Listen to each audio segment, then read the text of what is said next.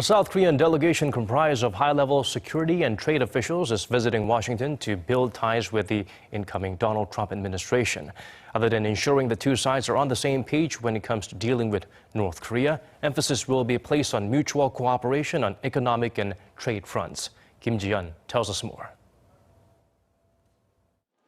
A South Korean delegation has embarked on a 4-day trip to Washington in efforts to build closer ties with the incoming Donald Trump administration.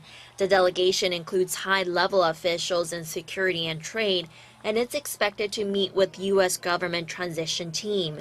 The two sides are likely to discuss the South Korea-U.S. alliance as well as the two allies' stance on North Korea policy.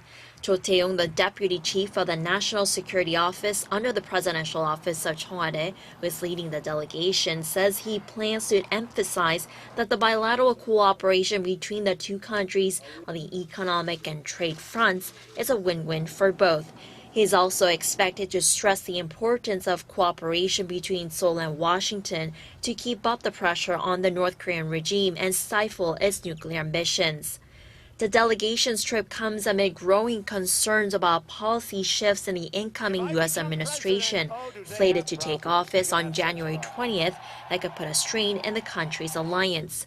U.S. President-elect Trump made controversial remarks during his presidential campaign that could undermine the South Korea-U.S. bilateral free trade agreement. Trump also suggested opening the possibility of a face-to-face meeting with North Korean leader Kim Jong-un and pulling out U.S. troops from the Korean peninsula unless Seoul pays for all costs for U.S. presence in the region, raising a red flag over the direction Trump's foreign policy on Northeast Asia could take.